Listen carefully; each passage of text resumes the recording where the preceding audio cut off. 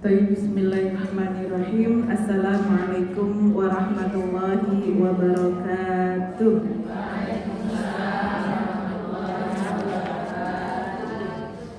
Alhamdulillahirabbil alamin wa bihi nasta'in ala umuri dunya waddin. Wassalatu wassalamu ala asyrafil anbiya wal mursalin wa ala alihi wa ashabihi wa man tabi'ahu ila yaumiddin. Rabbi syrah li sadri wa yassir li amri wahlul 'uqdatam min lisani yafqahu qawli. Rabbana zidna ilman nafi'a warzuqna amalan sholiha amin ya rabbal alamin. Amma ba'du. Ibu-ibu sekalian yang saya cintai karena Allah Subhanahu wa taala. Alhamdulillah, pada kesempatan sore hari ini kita berkumpul di majelis yang Masya Allah, mudah-mudahan senantiasa diberkahi oleh Allah Subhanahu wa taala ya, dan mudah-mudahan kita semuanya adalah orang-orang yang mendapatkan kebaikan-kebaikan, ridho dan berkah serta rahmat Allah Subhanahu wa taala. Alhamdulillah ada Bu Hajah baru. Berapa Bu Hajah barunya sini yang hadir? Ada dua. Alhamdulillah ya. Mudah-mudahan Allah memberikan pahala ya Bu ya, dan haji mabrurah untuk semuanya. Hajinya mabrur, mendatangkan kebaikan dan menjadi lebih baik lagi. Amin ya rabbal alamin. Begitu ya. Buat yang sakit mudah-mudahan diberi kesembuhan, diangkat penyakitnya oleh Allah Subhanahu wa taala secara gitu ya. Dan untuk keluarga kita, anak-anak kita semuanya mudah-mudahan Allah senantiasa berikan kebaikan-kebaikan pada kita. Ibu-ibu, hari ini kita bahas hadisnya, hadis yang ke-17 ya, alhamdulillah. Judulnya ya adalah berbuat ya terbaik dalam segala hal. Ya, boleh aman-aman ya, santai saja ya, kayak di pantai. Yang penting kita sama-sama enak aja ya Bu ya. Oke, saya baca matan hadisnya seperti biasa. Ibu-ibu ada yang pegang mic lagi? Boleh kalau mau baca terjemahannya nanti ya. Atau nanti bulan depan kalau misalnya kajian hadis ada yang mau, Bu saya mau coba baca matannya gitu ya. Baca hadisnya boleh ya, belajar baca hadisnya boleh. Ya Bu ya. Sekarang saya baca dulu hadisnya, matan hadisnya. Bismillahirrahmanirrahim. An Abi Ya'la Shaddad bin Aus radhiyallahu ta'ala anhu an Rasulillah sallallahu alaihi wasallam qala inna Allaha katabal ihsan ala kulli syai' fa idza qataltum fa ahsinul qitlah wa idza dabahtum fa ahsinul dhibahah wal yuhidda ahadukum syafratahu wal yurih dhabihatahu. Sudah, rawahul Muslim ya. Coba silakan dibaca terjemahannya. Dari Abu Yahla Shaddad bin Aus menjelaskan bahwa Rasulullah Shallallahu Alaihi Wasallam bersabda, sesungguhnya Allah menetapkan kebaikan atas segala sesuatu. Maka apabila kalian membunuh, maka bunuhlah dengan baik. Jika kalian menyembelih, maka menyembelihlah dengan baik. Hendaklah kalian mengajarkan pisaunya dan menyenangkan hewan sembelihannya. Hadis riwayat Muslim. Jazakillah khairan Bu Siti, Bu Hajah Siti. Ya, alhamdulillah. Mudah-mudahan kita semuanya ketularan nanti jadi hajah semuanya. Amin ya rabbal alamin ya. Tadi sudah kita dengarkan hadisnya dan terjemahannya. Sekarang kita mulai memahami hadisnya pelan-pelan ya Bu ya. Satu hadis kita bahas bareng-bareng. Mudah-mudahan Allah kasih ilmu yang bermanfaat dan kita difahamkan oleh Allah Subhanahu wa taala sebagaimana orang-orang bertakwa mendapatkan anugerah ilmu dari Allah Subhanahu wa taala. Amin ya rabbal alamin. Makna hadis ini kalau secara global, kita bahas yang secara global dulu ya Bu ya. Ibu-ibu sekalian, tadi kalau kita dengar dari hadisnya, kemudian terjemahannya, kita jadi memahami bahwa hadis ini berbicara tentang masalah ya kaidah dalam kehidupan pada urusan akhlak dan adab ya. Nah, ini masuk juga dalam ranah fikih nanti gitu. Ya. Tadi disampaikan ya Rasulullah menyampaikan innallaha katabal ihsan ala kulli syai. Ihsan. Ini ya, ihsan itu apa Bu? Melakukan sesuatu ya kan, melakukan suatu pekerjaan di mana kita memahami bahwa Allah mengawasi kita. Ya Bu ya. Ihsan itu kembalikan lagi pada hadis nomor 2 ya. Kalau kita beribadah seolah-olah kita bisa melihat Allah. Kalau kita tidak bisa melihat Allah, kita yakin bahwa Allah melihat kita. Gitu. Maka kalau kita yakin kita dilihat oleh Allah Subhanahu wa taala, pasti apa yang kita lakukan adalah apa Bu? Sesuatu yang baik. Dilakukan dengan yang terbaik, yang sungguh-sungguh dan enggak sekedarnya. Ya. Nah, dan kemudian ya kalau kita memahami itu gitu ya, insya Allah setiap apa yang keluar dari orang-orang mukmin, orang-orang muslim ini adalah sesuatu yang baik. Betul nggak Bu? Ya, nah nanti ada beberapa hal faedah dan kaidah dan kandungan dalam hadis ini. Yang pertama ya, sebagaimana tadi disampaikan, hendaklah menjalankan sesuatu dengan cara terbaik. Ya, hal yang baik-baik. Kalau bahasa kerennya itu Bu, ya orang mengistilahkannya begini. Apa Bu, kalau kita melakukan suatu pekerjaan itu harus terencana, terukur, terstruktur, sistematis dan profesional. Kurang lebih begitulah. Ya, jadi jangan melakukan sesuatu itu sekedarnya. Alah, cuman majelis taklim aja ini loh, gak usah profesionalan ya. Misalnya tuh kayak gitu tuh.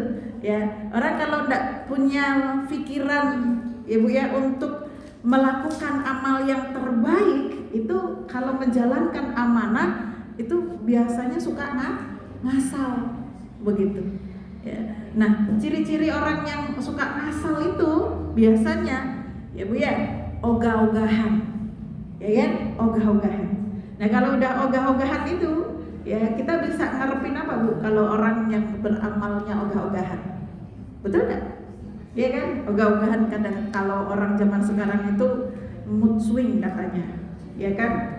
Kalau lagi moodnya bagus dikerjain, kalau lagi moodnya nggak bagus, ya kan? Sekenanya apa? Ya kadang-kadang malah ditinggalin gitu kan ya. Nah, itu tuh berarti dia nggak profesional, nggak serius dalam melakukan satu pekerjaan atau amanah yang diberikan kepadanya. Padahal orang muslim itu tugasnya banyak Bu, betul? Ya, satu tugas ibadah, ya kan? Ya, Rasulullah kan tadi bilangnya innallaha katabal ihsana ala kulli syai', ihsana ala kulli syai'. Ya, sesungguhnya Allah tuh mewajibkan, katabal kan tadi artinya mewajibkan kan ya, kepada kita semuanya ya, untuk pada segala sesuatu yang kita kerjakan itu harus baik gitu. Ya, kalau bahasa ringkasnya kalau ihsan itu Bu, itu adalah profesional. Begitu. Ya. Jadi sungguh-sungguh walaupun itu amal sosial, tapi kerjakannya dengan apa Bu? Dengan bersungguh-sungguh, belajar terus gitu ya. Sampai ngelola satu lembaga atau yayasan atau majelis taklim sekalipun gitu ya, itu tuh bikin studi banding. Masya Allah. Iya loh Bu, segitunya ya, studi banding Bu, pengurus sama di sini kan banyak tuh majelis taklim di beberapa tempat yang bagus-bagus banyak gitu ya. Misalnya jangan jauh-jauh, misalnya tadi banding ke tetangga komplek pajak gitu kan ya.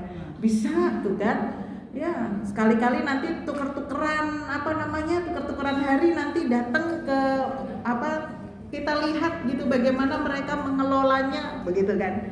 Atau misalnya di mana-mana yang kita anggap kita butuhkan ilmunya itu supaya apa? Supaya kita juga dalam rangka baik nanti mengelolanya. Ya kan Bu ya? Kan itu dibutuhkan, betul gak Bu? Bukan hanya kerjaan yang digaji rupiah saja yang harus kita profesional, tapi kan apalagi ketika pekerjaan itu kita niatnya benar-benar karena Allah. Kita ini kan pegawainya Allah kan Bu ya? Ya, pegawainya Allah. Ya, bukan PNS. PNS pegawai negeri sipil. Kalau kita PA, pegawai Allah. PA bukan yang lain, gitu bukan? Jangan disingkat kalau gitu dah.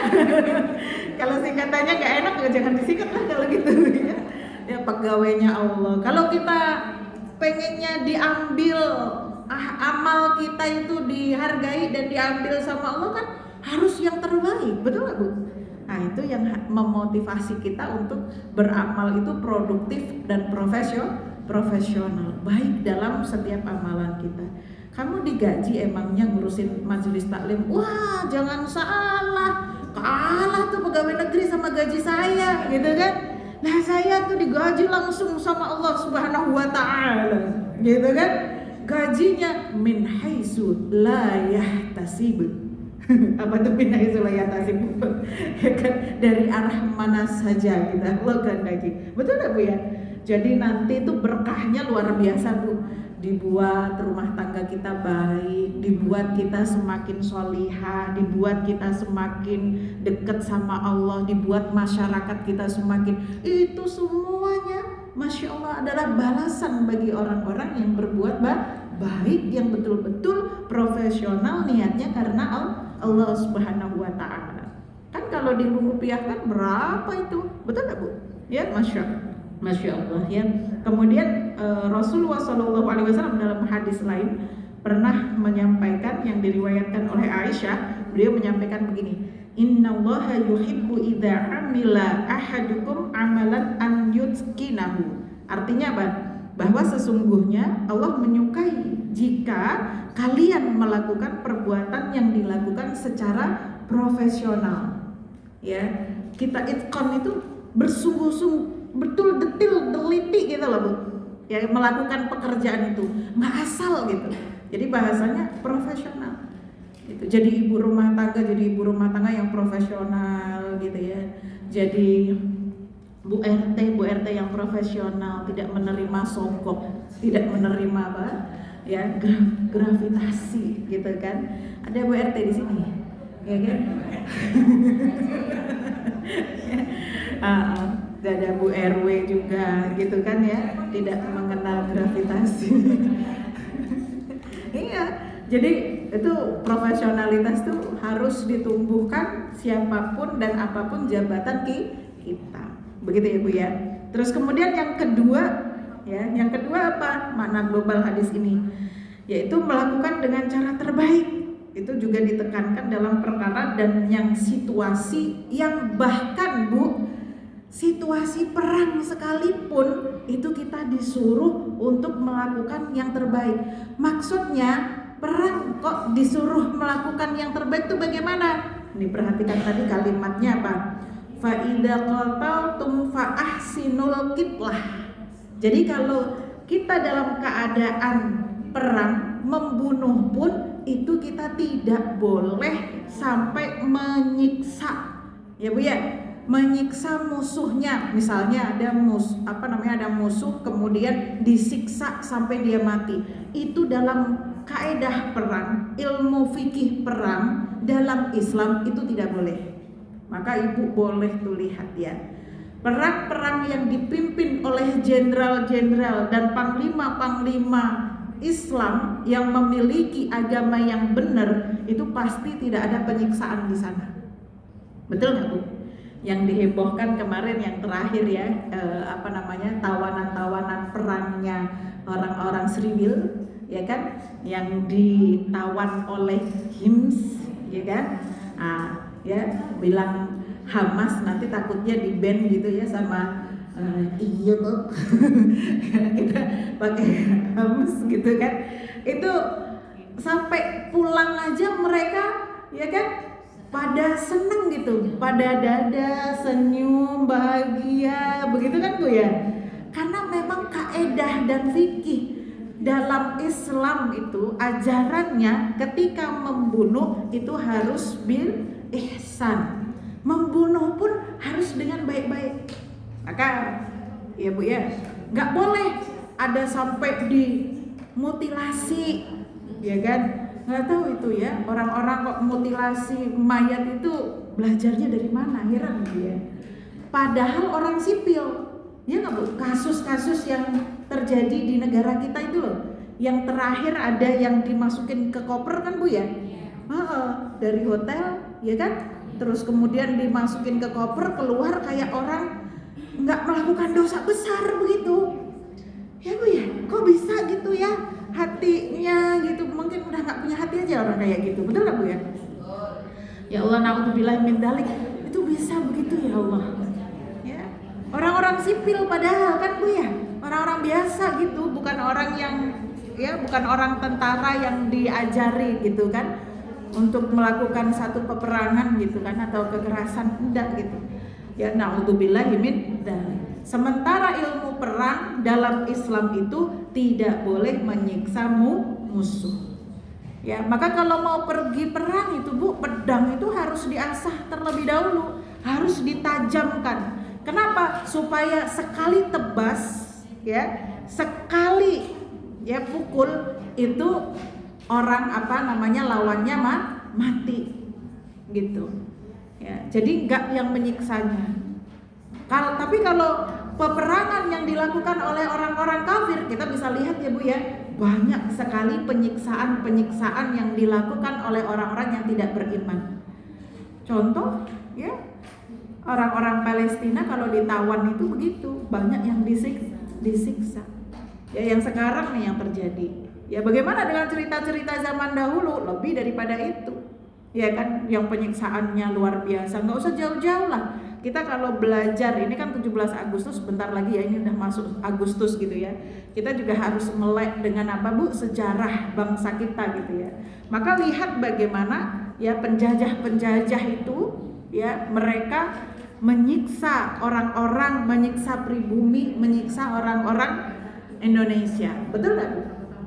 Ya, jangankan orang Belanda, orang Jepang ya, PKI, orang negara sendiri. Nah, kan PKI itu orang yang tidak punya agama, komunis. Jadi mana dia tahu masalah fikih perang. Kalau orang Muslim, orang Islam yang berperang pasti nggak ada ceritanya disiksa tuh, nggak ada gitu. Ya, karena apa? Karena memang tidak boleh ada penyiksaan di dalam membunuh musuh. Dalam Islam itu seperti itu, masya Allah. Ya. Kemudian yang ketiga apa Bu? Melakukan perbuatan dengan cara terbaik juga dilakukan pada hewan. Masya Allah. Ini hadis-hadisnya banyak banget Bu. Hadisnya banyak banget. Ya, bagaimana kemudian ketika kita terhadap hewan yang masih hidup dan bahkan hewan yang sudah mati, mau mati, ya Bu ya. Ibu-ibu kalau ketemu nyamuk, ya pelek, dah langsung mati aja. Jangan nyamuk ditangkap, ya kan, terus dimutilasi sayapnya satu,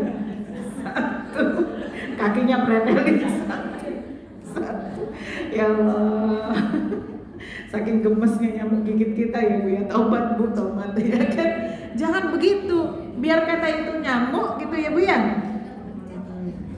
Ya, benar, dibunuh aja, tak bunuh mati gitu ya, selesai. Jangan jangan dimutilasi, jangan disiksa gitu. Bahkan kadang-kadang itu dipotong-potong anggota tubuhnya sebelum mati, itu namanya penyiksaan gitu. Mau pembunuh binatang apapun Bu ya, jangan dengan cara apa Bu? Disiksa. Begitu.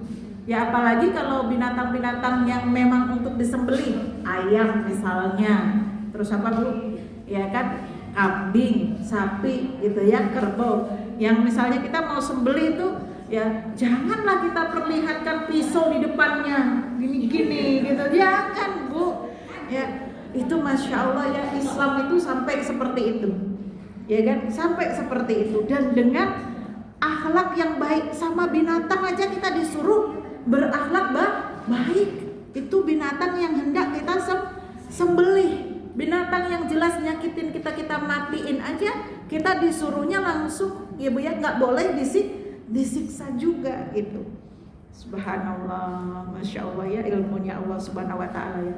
Bagaimana dengan binatang yang dipelihara? Nah itu dia, ya kan. Ibu kalau udah memelihara binatang ya, ibu berarti harus ya menyiapkan diri untuk ngopening, ya kan, diopening. Jangan sampai gitu ya kita memelihara binatang tapi malas ya untuk ngopenin binatangnya ya. Nggak ada Bu kesunahan memelihara kucing tuh, nggak ada. Mohon maaf ini jadi bahas kucing lagi, nanti panjang, jangan ada pertanyaan lagi ya Bu ya, udah itu apa namanya bulan lalu gitu ya. Terus memelihara apa namanya binatang-binatang itu kecuali untuk misalnya kebutuhan kita, contoh misalnya ada onta gitu ya Bu ya. Nah, itu dimanfaatkan untuk apa? Untuk transportasi, untuk binatang ternak, untuk apa, bisa dimanfaatkan, dijual dan dibeli, diambil manfaatnya. Nah, itu boleh ya. Maksudnya ya sesuatu yang ya memang orang ngambil manfaat banyak di situ gitu kan. Atau apalagi kalau dipakai buat ma'isyah, bagian dari cara mendapatkan ma'isyah. Begitu ya Bu ya. Jadi itu harus caranya bagaimana? Dengan ihsan, dengan baik. Begitu. Ya ada wanita dia memelihara kucing tapi dikandangin, udah gitu nggak dikasih makan, ya kan? Apa kata Rasulullah? Yaitu perempuan ke neraka. Artinya apa? Dia berdosa melakukan itu, begitu. Ya sama kalau kita ya punya peliharaan tapi kita abai untuk ngurusin gitu ya, itu bisa menjadi sebab kita dosa. Kalau naik kawinin juga gitu Ustaz. Wallahu a'lam bishawab. Ya mau Kebutuhannya makanya mesti diperhatiin ya. Iya. Makanya wallahu a'lam bishawab itu kan kebutuhannya. Misalnya kayak dia pengen kawin apa segala macam, dia udah kawinin aja. Makanya itu jangan ngerepotin gitu. Ya apa kebutuhan dia ya Bu ya. Kalau memang kita ngurusin, ya memang kita harus ya bisa menyediakannya gitu. Kayak misalnya tadi kebutuhannya bukan hanya makan minum gitu ya, tapi kebutuhannya dia nyari temen gitu kan.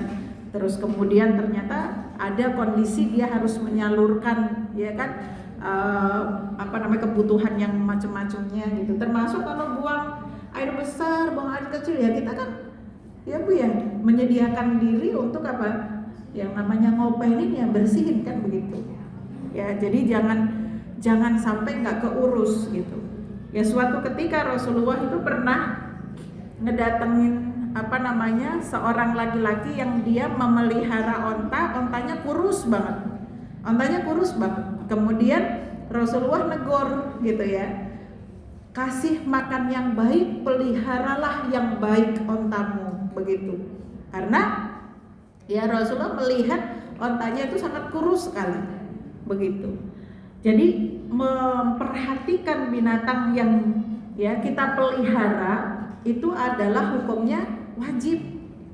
Ya, memperhatikan binatang yang kita pelihara itu hukumnya wajib. Apapun binatang yang kita pelihara, pokoknya kita udah memutuskan memelihara binatang itu ya sudah, berarti apa Bu? Harus diberikan kebutuhannya, difasilitasi, diopenin gitu ya bahasanya.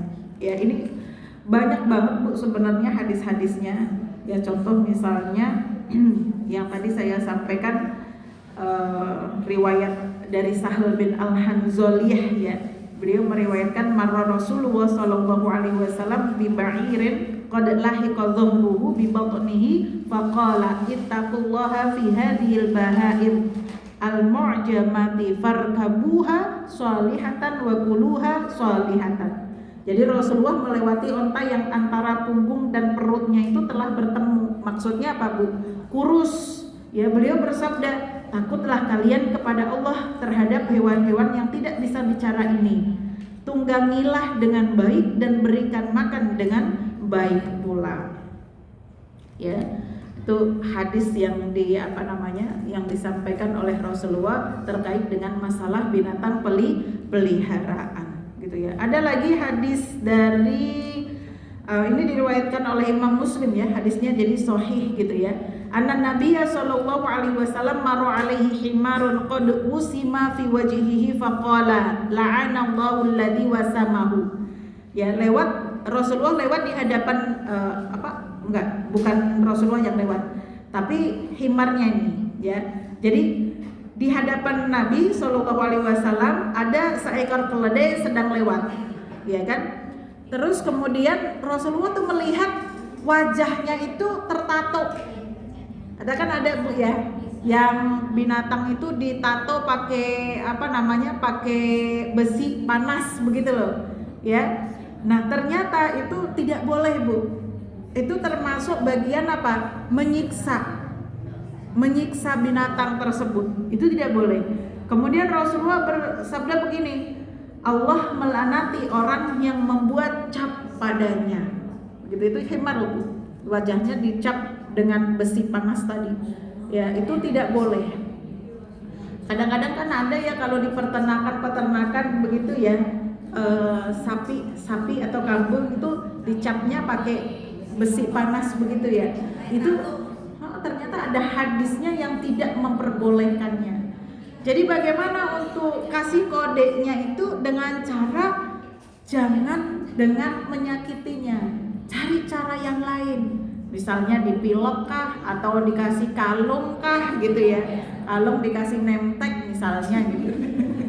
Kan bisa ya Bu ya. Iya, jadi datanya banyak itu di nemteknya gitu kan, untuk nandain dia gitu.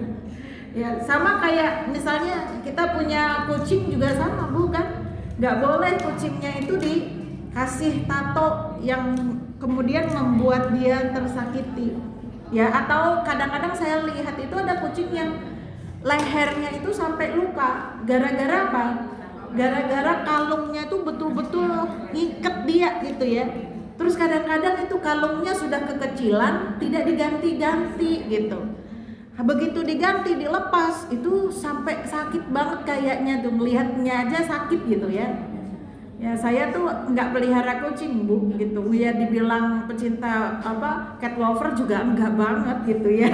Biasa gitu ya. Tapi kalau melihat binatang yang tersakiti kayak gitu nggak tega juga gitu. Ya kadang-kadang ini yang ngakunya cat lover tadi gitu ya, gara-gara faktor keren gitu kan, kalungnya sampai ngiket gitu. Itu tuh kasihan. Kadang-kadang kalau saya lihat tuh pengen tak lepas aja tuh kalungnya. Iya kasihan Bu.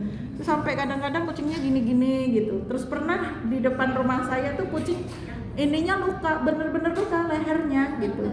Dan itu lukanya itu ngegaris kayak garis kalung gitu Bu. Jadi ibu-ibu ya perhatikan hal-hal yang seperti itu. Mungkin waktu dikasihnya masih longgar, tapi kan kucing ini dikasih makan terus ya, diopenin, tapi kan makin lama makin gemuk gitu kan kucingnya gitu ya. Nah yang model-model begitu tuh Bu harus diperhatikan. Ya jadi memberikan tato kepada binatang dengan cara melukainya pun itu tidak boleh.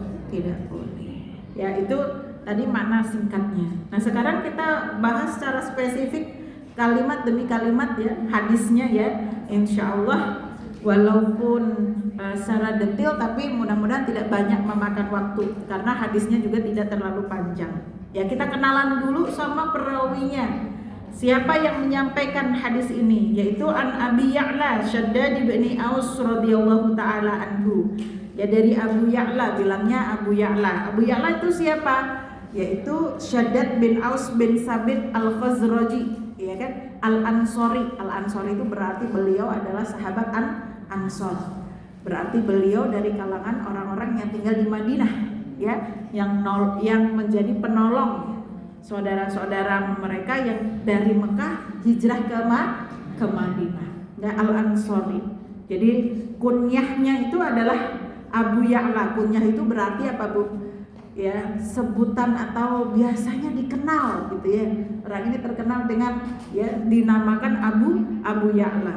Nah, beliau ini Masya Allah ya, Ibnu Al-Asir menceritakan bahwa Syaddad bin Aus radhiyallahu anhu ini adalah seorang ahli ibadah, wara' dan takut sama Allah Subhanahu wa taala.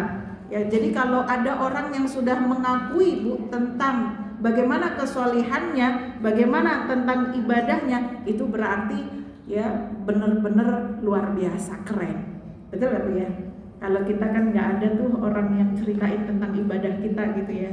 Oh, Bu, ini loh, subhanallah, ternyata beliau tuh orangnya gitu ya, sholatnya Masya Allah gitu ya, ngajinya betah. Ini kan nggak ada yang orang ceritain kita begitu tuh, nggak ada gitu kan ya. Paling ceritain malah apanya, Bu? Ya buruknya, ya jeleknya gitu kan ya. Banyak orang ceritain kita itu yang negatifnya gitu, yang dikenalnya negatifnya gitu ya. Jarang orang kenalin kita karena apa, Bu? Karena ya kesolihan kita yang termasyhur, yang nampak gitu. Misalnya gitu, ada nggak di sini gitu ya, kalau melihatin wajahnya si Anu itu bawaannya tuh pengen ngaji aja karena orangnya rajin ngaji. Ada nggak yang kayak gitu? Ya.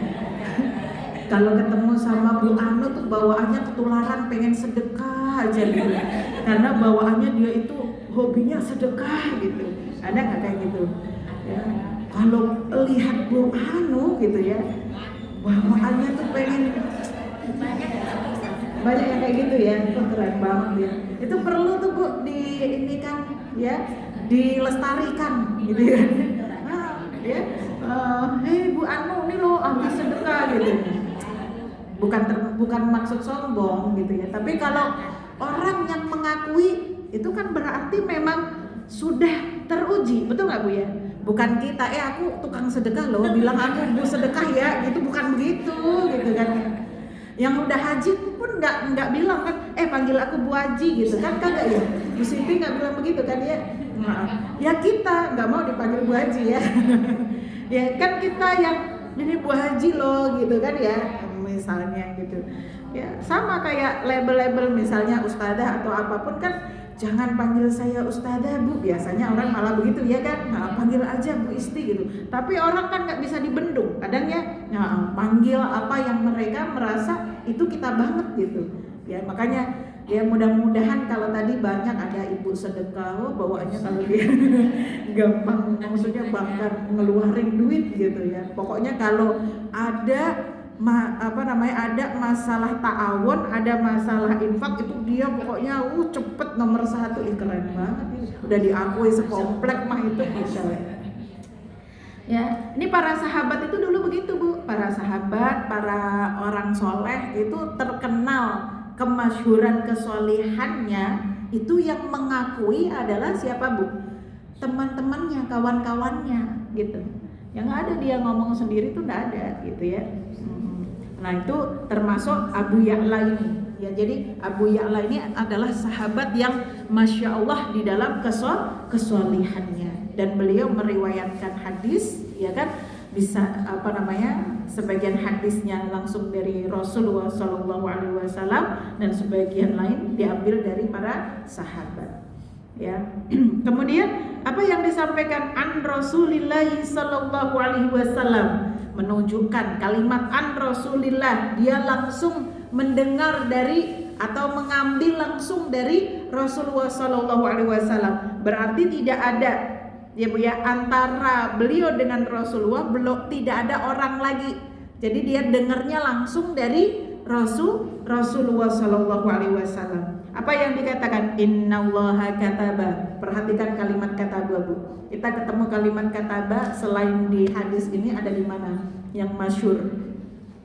Ya ayyuhalladzina amanu kutiba alaikumus syiyam kama kutiba alal ladzina min qablikum. Kutiba itu sama dengan kata kataba, ya kan? Nah, kata kataba ai bimakna faradha, ya, diwajibkan. Tetapi kemudian para ulama berbeda pendapat di dalam maksud pada hadis di sini. Hadis di sini nih loh, maksudnya makna kataba itu, ya kan? Itu mereka berpendapat, ya kan, berbeda-beda. Ada yang berpendapat makna kataba di sini itu, ya kan, adalah maksudnya sunnah muakkadah, betul-betul disunnah, tidak pada sampai derajat wajib gitu ya, tetapi sampai pada derajatnya sunnah yang sangat-sangat gitu harus dikerjakan, jangan sampai ditinggalkan gitu. Itu namanya sunnah muakkadah. Kemudian ada juga yang berpendapat bahwa kataba di sini maknanya yaitu wajib. Jadi ada dua pendapat. Satu berpendapat apa Bu? Sunnah muakkadah derajatnya tidak sampai ke wajib. Satu lagi berpendapat apa Bu? Wajib. Gitu. Ya. Kemudian apa yang dimaksud al-ihsana ala kulli syai'? Ya, mewajibkan apa sih gitu ya? Apa yang harus dilakukan sih gitu ya kepada orang muslim itu apa? Yaitu apa? Berbuat ihsan atas segala hal. Tadi sudah dibahas, berbuat ihsan pada segala hal. Apapun hal yang kita kerjakan, apapun amalan yang kita lakukan, lakukanlah sebaik-baiknya. Kenapa? Karena setiap amal kita pengen itu adalah menjadi ibadah yang diterima oleh Allah Subhanahu wa Ta'ala dan menjadi amal soleh bagi kita dan nantinya memberatkan timbangan kebaikan kita. Betul apa betul Bu? Ya, kita hidup di dunia ini cuman sekali Bu, dan jangan sampai kita merugi. Dan kita termasuk umat yang punya keterbatasan usia lebih pendek dibandingkan dengan umat-umat yang lain. Artinya kita ini Bu, ya, sangat singkat sekali hidup kita. Ya, maka yang singkat ini jangan sampai disia-siakan. Ya, kan tidak selamanya kita beribadah dalam rangkaian misalnya sholat, yang model sholat, ngaji, gitu kan enggak Bu ya? Enggak selamanya kita apa Bu?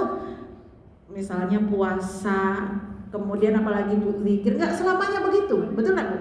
Kita kadang-kadang kita melakukan amal dan lebih banyak kita melakukan amal-amal yang kita butuhkan. Ya Bu ya, misalnya seperti bekerja, mengasuh anak, ngopenin apa Bu? Anak mertua. Ya kan? Ya, banyak gitu ya. Terus kemudian bersosialisasi. Apalagi Bu? Banyak hal ya, dan melakukan ya Bu amal-amal bersama dengan teman-teman kita. Maka jangan sampai kita merugi dengan amal-amal tadi. Ya. Jadi bagaimana amal-amal tadi bisa menjadi ibadah adalah harus dilakukan, satu, karena Allah Subhanahu wa Ta'ala, dua, tidak menabrak nilai-nilai syariah. Iya, mangga. Ya. Jangan sampai menabrak apa Bu? Hal-hal yang ya disyariatkan oleh Allah Subhanahu wa Ta'ala. Misalnya ada di antara kita yang bekerja, ya kan? Maka bagaimana hukum wanita bekerja di luar rumah harus diterapkan, diatur oleh Allah Subhanahu wa Ta'ala supaya kita bekerja ini menjadi ibadah, bukan hanya sekedar dapat uang, bukan hanya sekedar dapat jabatan, tapi dinilai Allah sebagai pemberat amal soleh kita. Kan kita maunya begitu, betul apa betul Bu? Ya, yang tidak bekerja di kantor tapi punya aktivitas sosial, kan begitu. Udah nggak ada yang bayar pakai duit, kalau Allah sendiri tidak ridho, ya perhatiin tuh, ya kan? Udah kita kerjaannya sosial, tidak ada yang gaji pakai duit, nggak ada yang kasih apa Bu? Penghargaan. Kalau Allah tidak tidak kasih juga pahala, maka ruginya berapa kali? 2 kali, rugi berkali-kali. Na'udzubillahi min dzalik. Maka bagaimana supaya Allah memberikan pahala kepada kita? Ya, jadikan apa yang kita lakukan, apa yang kita kerjakan itu adalah ibadah kepada Allah Subhanahu wa taala. Maka kalau kita lakukan itu untuk Allah, untuk beribadah kepada Allah, maka lakukan dengan ihsan, lakukan dengan baik. Itu mencakup segala hal. Ya, tadi juga sudah panjang kali lebar itu dibahas ya Bu ya. Jadi semua aktivitas yang kita lakukan supaya mendapatkan kebaikan di sisi Allah, lakukan dengan baik. Bahasanya profesional. Kan begitu. Ya. Jadi ibu yang profesional, jadi istri yang profesional, jadi apa Bu? Ya, ketua majelis taklim yang profesional, jadi pengurus pengurus kajian yang profesional, ngurusin masjid profesional, ngurusin warga profesional, gitu kan Bu ya? Artinya profesional apa? Baik, ihsan bahasanya. Ya, ngurusinnya benar-benar sungguh-sungguh karena bagian dari ibadah kepada Allah Subhanahu wa taala. Ya, termasuk dalam rangka apa Bu? Fa idza qataltum fa ahsinul qitlah. Ya, jika kalian membunuh dalam peperangan, lakukanlah dengan cara yang baik. Ya. Maka tadi disampaikan tidak boleh sengaja membunuhnya dengan cara disiksa. Yang bunuh musuh itu harus ya kan dengan baik. Bahkan dalam perang sekalipun itu Bu. Ya. Perang itu Allah nyuruh kita untuk dengan cara yang baik, dengan penuh kasih sayang. Maka di dalam Islam, ya, fikih berperang dalam Islam, satu, tidak boleh membunuh anak-anak, tidak boleh membunuh wanita, tidak boleh membunuh orang tua, dan tidak boleh merusak tempat ibadah, tidak boleh membunuh lumbung pangan, ya kan, sawah model gitu kan misalnya, ya kan, terus kemudian tempat penampungan makanan itu tidak boleh, ya, tempat umum rumah sakit itu tidak boleh. Masya Allah, dalam Islam tuh begitu Bu, ya, beda kalau orang tidak punya agama ya Bu ya, jauh dari nilai-nilai nilai-nilai dari syariah gitu ya.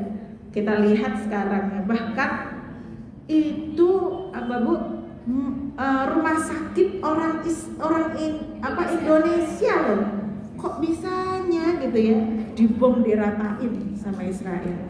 Ya udahlah biarin kita aja ya. Udah gemes soalnya kita kan ya Bu ya, dibom diratain ya tempat-tempat ya kan ibadah Bu, banyak loh gereja di Palestina itu dihancurkan, bukan hanya gitu ya masjid-masjid aja yang diganggu gitu kan ya. Tapi Ustazah saya lihat Masjidil Aqsa itu aman-aman aja karena Masjidil Aqsa masih mendatangkan keuntungan untuk Israel, ya kan? Jadi dia kalau menghancurkan Masjidil Aqsa, wah itu kecaman dunia makin ke dia Bu. Dan itu Amerika udah wanti-wanti sama Israel, kamu boleh ngapa-ngapain tapi ini ya jangan diapa-apain karena nanti itu akan membuat gejolak umat Islam gitu kan ya, seperti ya sangat dahsyat gitu. Jadi emang dan artinya benar-benar Bu kalau Masjidil Aqsa itu jadi ya masih menguntungkan buat mereka juga. Lah kalau orang-orang pergi ziarah ke Palestina mau ke Al-Aqsa, visanya kemana Bu? Israel gitu ya. Tapi kalau kitanya enggak berkunjung ke sana Bu, ya kan, mereka menganggap ya umat Islam tidak peduli lagi dengan Palestina, nggak peduli lagi dengan Al-Aqsa-nya gitu ya. Maka sebenarnya kita ini dilema ya, ada dua persimpangan. Kita nggak ke sana ya, nanti di Masjidil Aqsa-nya sepi gitu ya, kitanya dianggap nggak peduli lagi kan begitu ya. Tapi kalau kita ke sana begitu ya, kita nyumbang untuk orang Israel. Karena yang diuntungkan atas orang-orang yang ziarah ke sana itu Israel. Makanya dulu banyak para ulama yang memfatwakan kita untuk tidak usah pergi ke sana. Tapi akhir-akhir ini fatwa itu direvisi. Kenapa? Karena saudara-saudara kita di Palestina membutuhkan dukungan kita. Ya, karena mereka sendiri bilang, Bu, kalau kalian itu masih kesini, itu berarti menunjukkan masih adanya kepedulian umat Islam di luar sana yang peduli dengan nasib kami, nasib Al-Aqsa di sini. Maka datanglah ke sini, begitu. Ya, jadi mereka para ribat ya, para wanita-wanita yang menjaga Masjidil Aqsa dan orang-orang yang di sekitaran Masjidil Aqsa itu umat Islam pun ya merasakan ya merindukan kita untuk bisa ziarah ke sana. Ya maka nanti perhatikan aja kalau ke sana gitu ya. Kita pilih-pilih yang belinya sama saudara-saudara kita yang Islam, nginepnya di di hotelnya yang orang Muslim gitu ya. Terus banyak sedekah sama saudara-saudara kita yang di sana. Begitu aja. Kan begitu yang mampu pergi ke sana. Ya. Itu dalam masalah perang. Kemudian wa idza dabahtum fa ahsinu dzibahata wal yuhidda ahadukum syafratahu wal yurih dzabihatahu. Ya, jika kalian menyembelih, lakukanlah sembelihan yang baik serta hendak setiap kalian menajamkan pisaunya dan membuat senang hewan sembelihannya. Ya, jadi artinya dalam hal menyembelih binatang pun kita diperintahkan untuk apa, Bu? Untuk berbuat ihsan, membaguskan sembelihan sebagaimana yang tadi disampaikan. Ya, jadi menyembelih itu jangan sampai membuat trauma binatang yang akan disembelih. Jadi disembelihnya hendaklah dengan yang baik, diperlakukan baik nih binatangnya. Ya, Bu ya.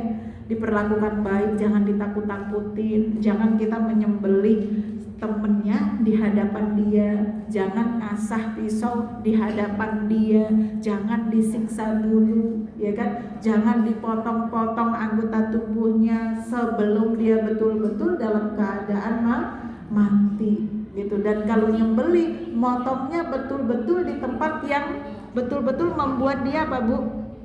Ya, betul-betul cepat matinya, yaitu bagian leher, bagian napasnya dia, tenggorokan dia, set gitu ya. Dan itu yang banyak mengalirkan darah. Jadi jangan sampai gitu ya binatang itu disiksa terlebih dahulu sampai mati gitu. Karena ada tuh ya biasanya yang nggak mengenal menyembelih binatang yang hendak dimakan, dikonsumsi itu biasanya dimasukin ke karung terus dipukulin gitu sampai mati baru dimakan, dimasak sama mereka. Ada, Bu, yang kayak gitu. Ya, ada orang kayak gitu. Jadi kasihan. Orang kalau dipukul itu kan lama, Bu, meninggalnya, betul nggak, Bu? Ya, itu kan kalau orang Muslim nggak boleh begitu, harus disembelih. Dan jangan lupa disembelih dengan menggunakan apa, Bu? Asma Allah Subhanahu wa taala. Pakai bismillah nyembelihnya. Nah, ini menarik nih dalam hal masalah menyembelih dengan menggunakan asma Allah bismillah, itu ada perbedaan pendapat. Ya, perbedaan pendapatnya nanti diikuti hadisnya panjang, banyak banget dalilnya. Ya.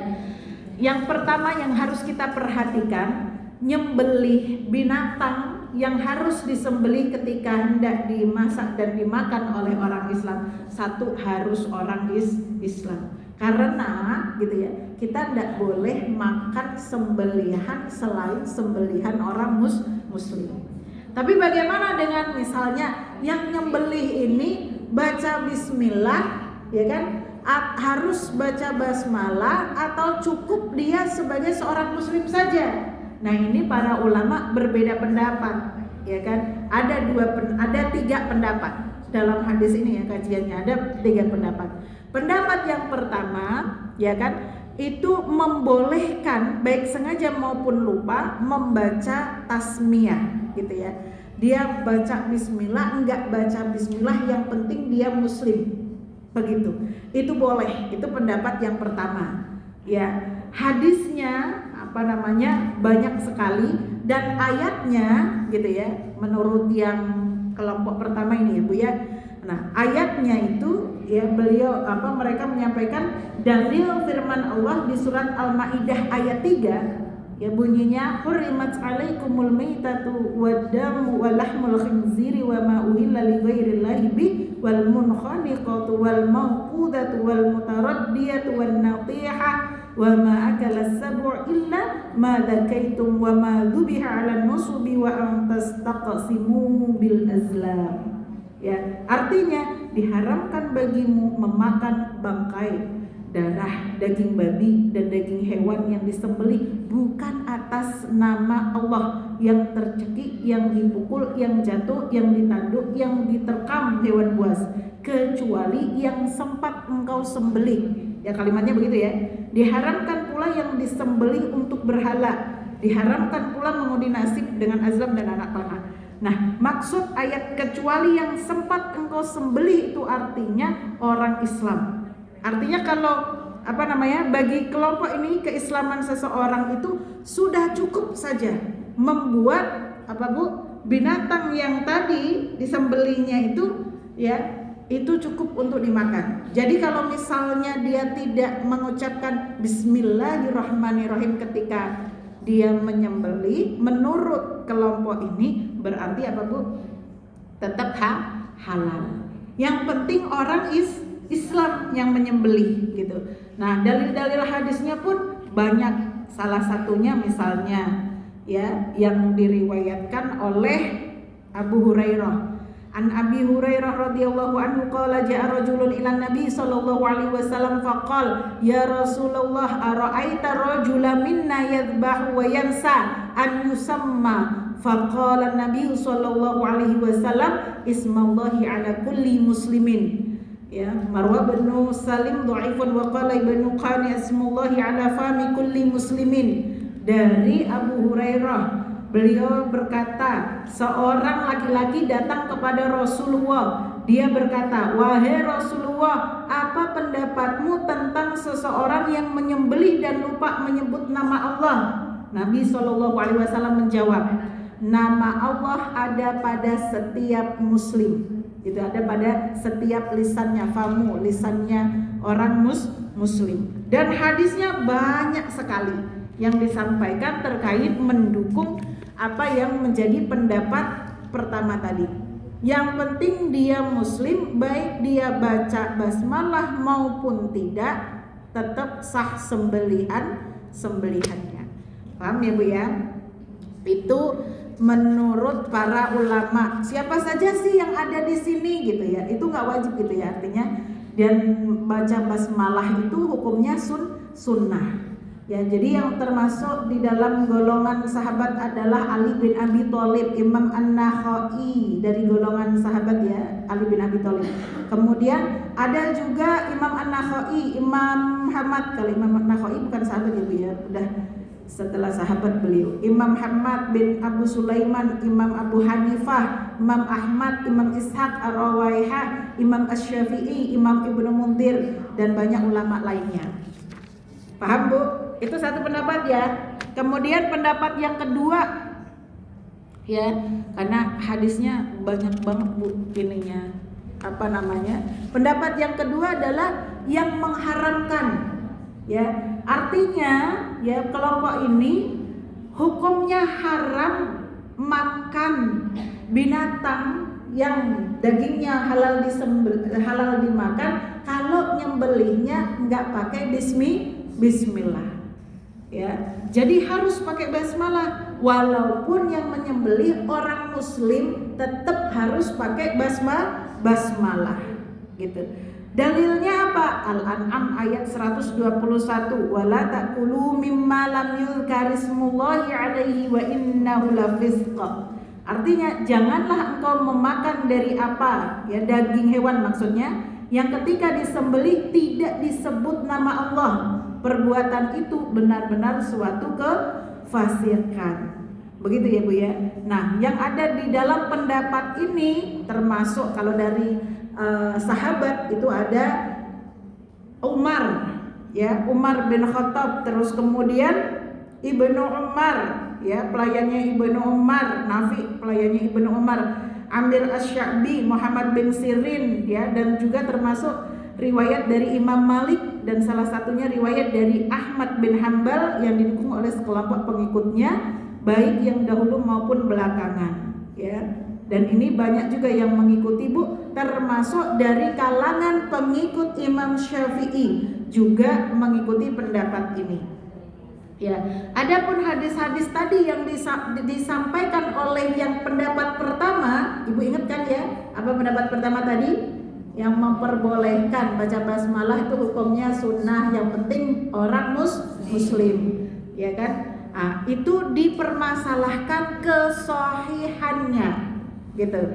Ya, jadi semua hadis-hadis yang disampaikan itu bermasalah dari sisi perawiannya, maka tidak diambil, ya. Maka yang lebih hati-hati yang nomor 2 ini, walaupun muslim tapi ya Bu, tetap harus pakai bismillah, begitu ya Bu ya. Nah, itu nanti ibu-ibu terserah dah mau yang ngambil yang mana gitu ya. Ya, banyak pendapatnya. Nah, ada pendapat lagi yang nomor 3. Pendapat yang nomor 3 bagaimana Ustazah? Kan begitu ya judulnya ya. Nah, pendapat yang ketiga ini adalah kelompok yang begitu ya. Dia mengatakan haram jika sengaja tidak membaca, tetapi halal jika karena lupa. Paham Bu? Jadi baca basmalah itu bagi orang yang menyembelih hukumnya apa? Harus, berarti wajib begitu ya. Tapi kalau lupa begitu ya, maka dia tetap halal gitu, boleh, karena tidak sengaja untuk tidak baca basmalah begitu ya. Dan ini apa namanya? Dalilnya itu di ayat surat Al-Baqarah ayat 286 ya. Rabbana la tu'akhidna in nasina aw akhtana. Jadi ya Tuhan kami, janganlah Engkau hukum kami jika kami lupa atau kami melakukan kesalahan. Juga ya, dari Abdullah bin Amr, Rasulullah sallallahu alaihi wasallam bersabda, "Innallaha wada'a an ummatil khata'a wan nisyana wa mastukrihu alaihi." Sesungguhnya Allah meletakkan, tidak menganggap, tidak dikasih beban dosa dari umatku yang salah, yang lupa dan yang dipaksa. Orang yang salah karena apa? Lupa dan kemudian dipaksa. Ini kalau lupa dia baca bismillah tapi udah terlanjur nyembelih, maka enggak apa-apa, tetap halal sembelihannya. Tapi kalau dia sengaja enggak baca basmalah, itu yang enggak boleh, begitu. Ya. Jadi ada berapa Bu tadi pendapatnya?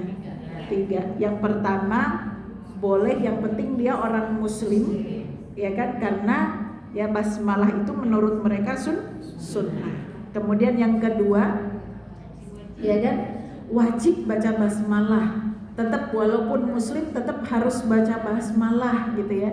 Karena ya hadis dalil-dalilnya lebih kuat membaca basmalah ketimbang tidak membaca basmalah. Dalil Quran maupun dalil sunnahnya.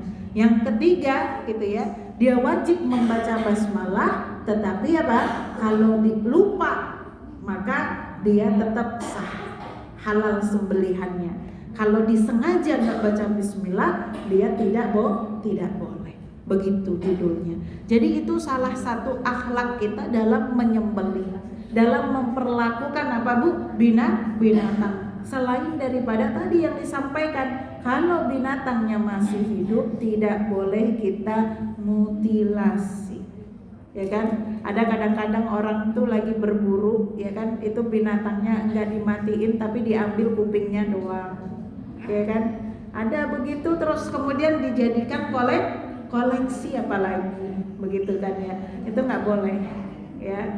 Terus ada yang belalai, ya kan, gading ya. Itu gading kalau diambilnya setelah gajahnya mati apa sebelum mati Bu? Nggak tahu ya. Saya juga nggak tahu gitu. Nanti googling lah. Nah, yang hidup gadingnya udah nggak ada tuh ada. Berarti ketika hidup ada aja yang ngambil mungkin ya. Kalau misalnya itu ada dan terjadi, itu tidak boleh. Karena apa Bu? Termasuk apa? Menzalimi binatang yang masih hidup dia nyiksa. Ya, jadi perhatikan ya bahwa orang-orang muslim itu diperintahkan oleh Allah Subhanahu wa taala dalam hadis ini tadi, satu, berbuat baik pada setiap amalannya. Semaksimal mungkin beramallah sebaik-baiknya. Kan nanti gitu ya Bu, kalau kita baca surat Al-Mulk itu di sana ayyukum ahsanu amalan. Mana dari kalian ini yang paling baik amalnya gitu. Amal-amal baik saja yang akan diterima oleh Allah Subhanahu wa taala. Amal-amal yang tidak baik ya Bu ya bisa jadi menguap dan sia-sia. Na'udzubillahi min dzalik. Apalagi kalau amalan-amalan diikuti dengan keburukan. Na'udzubillahi min dzalik. Yang pertama, yang kedua, kita diperintahkan oleh Allah Subhanahu wa taala untuk berbuat baik bahkan kepada musuh kita. Dalam membunuh musuh, dalam peperangan sekalipun kita diperintahkan untuk berkasih sayang. Caranya berkasih sayang itu bagaimana? Tidak menyiksanya. Jadi membunuh dengan benar-benar sekali bunuh, gitu ya. Kalau bisa gitu ya, jangan mengakibatkan sakit yang berkepanjangan. Kemudian